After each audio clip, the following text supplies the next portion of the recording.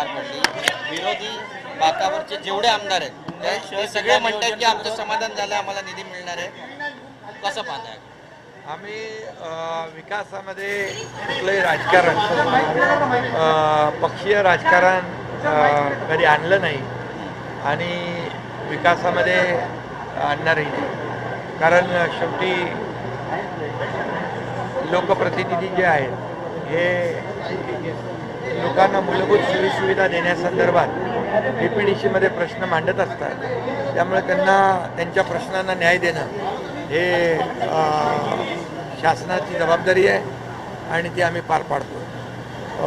आजच्या जिल्हा नियोजन बैठकीमध्ये 2026-27चं जे आर्थिक बजेट आहे त्याला मान्यता दिलेली आहे आणि त्याचबरोबर अनेक विषयांवर चर्चा झालेली आहे. त्यामध्ये अतिक्रमणमुक्त मुंबई, झोपडपट्टीमुक्त मुंबई, SRA क्लस्टरला प्राधान्य देणं, त्याचबरोबर ज्या आपल्या शासकीय यंत्रणा आहेत त्यांना जेवीमध्ये घेणं आणि जेवीच्या माध्यमातून रखडलेले जे प्रकल्प आहेत त्यांना मार्गी लावणं. हिंदुहृदय सम्राट बाळासाहेबांचं जे स्वप्न होतं 40 लाख लोकांना घरं देणं, खऱ्या अर्थाने आम्ही रमाबाई आंबेडकर नगरचा प्रकल्प 17,000 घरांचा SRA आणि MMRDA मिळून सुरू केलेला आहे, म्हणजे त्याला चालना दिलेली आहे. त्यामुळे भविष्यामध्ये झोपडपट्टीमुक्त मुंबई, खड्डेमुक्त मुंबई, प्री मान्सून वर्क याच्यावर देखील चर्चा झाली. पावसाळ्यापूर्वी करण्याची कामं सर्व यंत्रणांना सूचना दिलेल्या आहेत की कुठल्याही परिस्थितीमध्ये पावसाळ्यामध्ये खड्ड्यांचा त्रास लोकांना होता कामा नये. पहिल्या फेजमधलं 31 मेपर्यंत सगळे कॉन्क्रीटचे रस्ते कंप्लीट होतील. दुसऱ्या फेजमधले देखील 90% कंप्लीट होतील आणि त्यामुळे जे तिसऱ्या फेजचं काम पावसाळ्यानंतर सुरू होईल आणि जे डांबरी रस्ते आहेत ते डांबरी रस्ते पावसाळ्यापूर्वी सुस्थितीत आणण्याच्या सूचना मी दिलेल्या आहेत. नालेसफाईच्या बाबतीमध्ये देखील सूचना दिलेल्या आहेत. ज्या ठिकाणी पाणी वॉटरलॉगिंग होतं, पाणी साचतं, ते स्पॉट देखील माहिती आहेत आणि त्यामुळे तिथं देखील मोठ्या प्रमाणावर यंत्रणा बसवण्याच्या सूचना दिलेल्या आहेत. होल्डिंग पॉन्ड आहे ते देखील कार्यान्वित करण्याच्या सूचना दिल्या आहेत, जेणेकरून पावसाळ्यामध्ये पाणी साचून मुंबईकरांना त्रास होणार नाही या सर्व सूचना दिल्या. सर्व यंत्रणांनी त्याच्यामध्ये एक टीम बनून काम करावं अशा प्रकारचे निर्देश दिलेले आहेत. त्याचबरोबर फेरीवाला मुक्तच मोकळे फुटपाथ हे लोकांसाठी चालण्यासाठी आहे आणि म्हणून महापालिका आयुक्तांना मी सांगितलेलं एक स्पेशल ड्राईव्ह घेऊन हे सगळे फुटपाथ जे आहेत हे फुटपाथ लोकांना चालण्यासाठी असले पाहिजेत आणि हे फुटपाथ सुस्थितीत असले पाहिजेत, फुटपाथ सुरक्षित असले पाहिजे.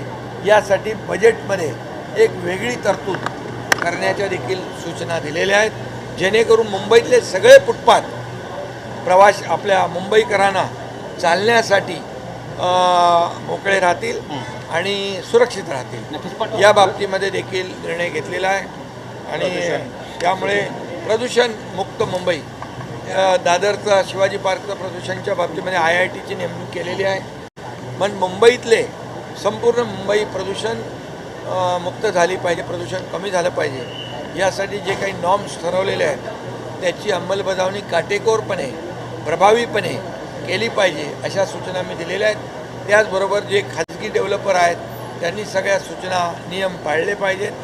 मग स्प्रिंकलर असतील, त्याचबरोबर जे त्यांना इमारतीला 14 फुटी नेट लावून ते सुरक्षित करणे किंवा धूळ मुक्त करणे, मॉनिटरिंग सिस्टीम जी आहे ती देखील आपण हे केलेलं आहे आणि त्यामध्ये खाजगी डेव्हलपर आहेतच, परंतु ज्या शासकीय यंत्रणा काम करत आहेत, MMRD आहे, MSRDC आहे, BMC असेल, इतर जे काही प्रकल्प करतात त्यांना देखील ते लागू प्रभावीपणे करण्याच्या सूचना दिलेल्या आहेत, जेणेकरून प्रदूषणाची पातळी कमी होईल आणि त्याचा फायदा लोकांना होईल.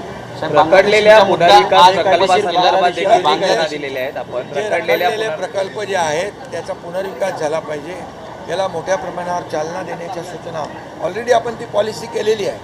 त्यामुळे SRAचं पण क्लस्टर केलं आहे आणि धोकादायक इमारतींचं देखील क्लस्टर केलेलं आहे.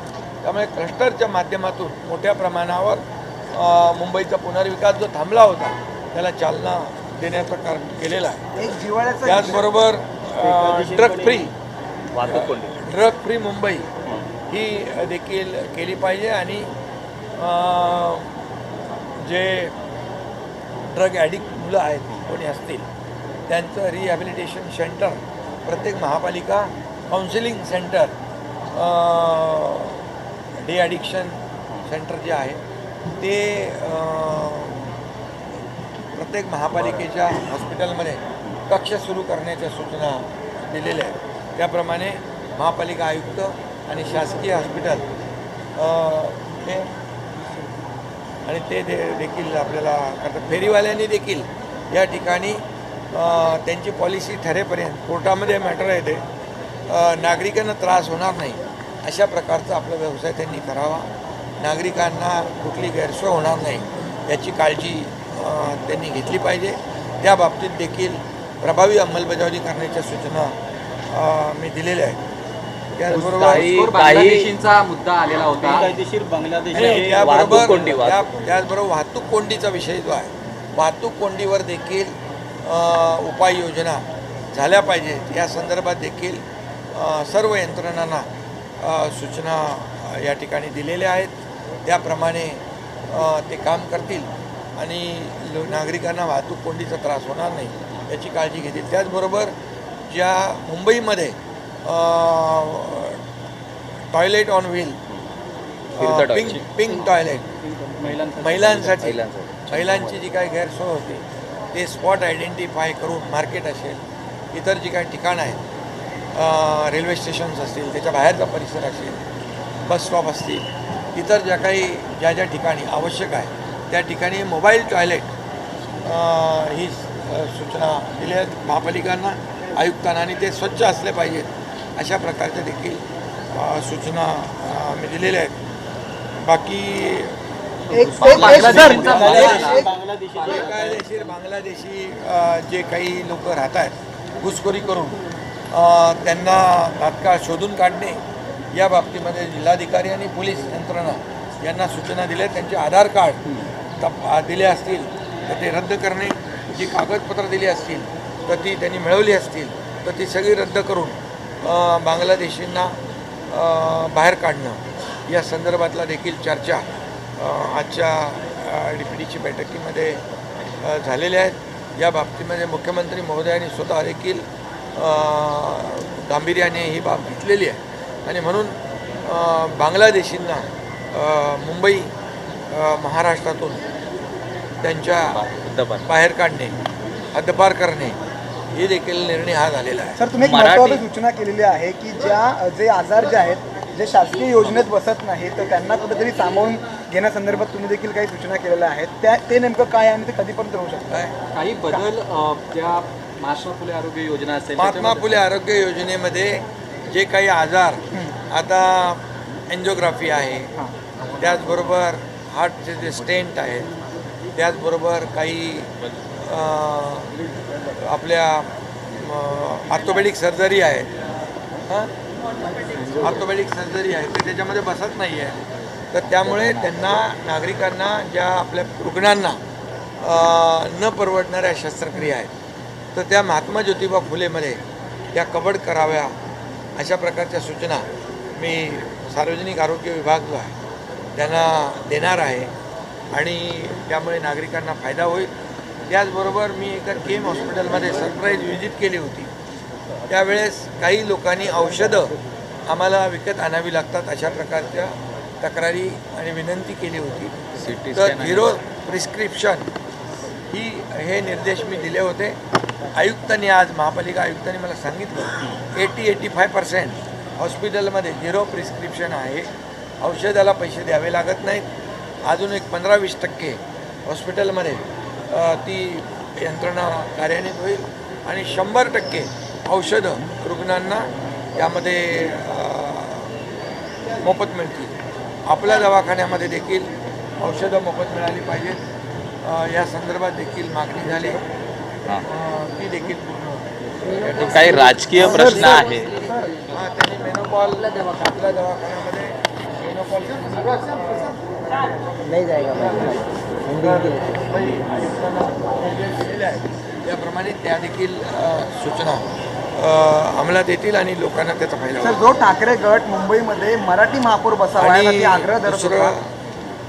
इतर बाकी मुंबईचे जे विषय होते या संदर्भात या DPD मराठी भवनचा एक मध्ये महत्त्वाचा विषय मराठी होता. भवनाचं काम जे आहे ते देखील युद्धपातळीवर जोरात आपण करू त्या देखील सूचना दिलेल्या आहेत. सर ज्या मुंबईमध्ये ठाकरे गट मराठी महापौर बसावा बोलू दे तो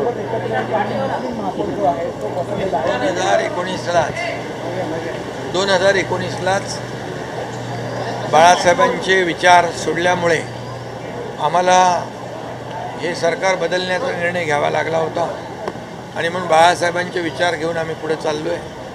आज त्यांचे विचार आणि डेव्हलपमेंट या राज्याचा विकास आणि बाळासाहेबांचे विचार हे घेऊन आम्ही पुढे जातो आहे. म्हणून या महाराष्ट्रातल्या जनतेने विधानसभेत, नगर परिषदेमध्ये, महापालिकांमध्ये आणि झालेल्या जिल्हा परिषद पंचायत समित्यांमध्ये आम्हाला कौल दिला आहे, आशीर्वाद दिलेला आहे. आणि म्हणून 2019लाच त्यांचा जी काय भूमिका त्यांनी घेतली ती आता या पुढं परभणीमध्ये त्यांचा खरा चेहरा लोकांसमोर आलेला आहे. आम्ही म्हणणार नाही, आम्हाला अनुमती नाही त्याची. वंदे मातरम गीत म्हणणार नाही याच्याबद्दलची भूमिका आबू आझमींनी. वंदे मातरम म्हणजे मातृभूमीला वंदन.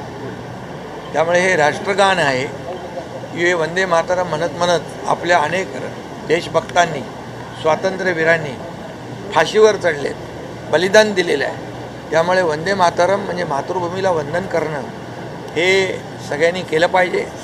हा भारत देश आहे. प्रत्येक भारतीयाने हे वंदे मातरम म्हटलंच पाहिजे. अधिवेशनानंतर उद्धव ठाकरे महाराष्ट्र दौऱ्याला बाहेर पडत आहेत. संघटना बांधणीसाठी उद्धव ठाकरे बाहेर पडणार आहेत अधिवेशनानंतर.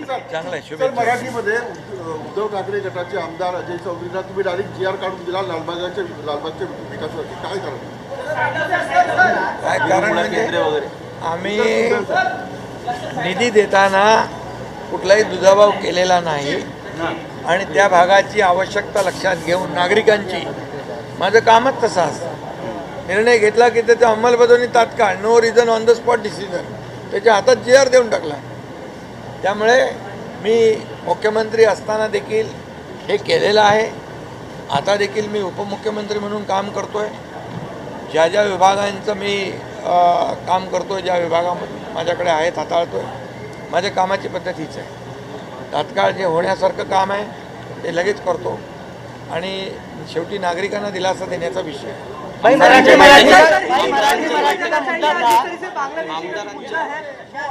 बांग्ला देखिए, आज जिला नियोजन बैठक में कई विषयों पर चर्चा हुई है. मुंबई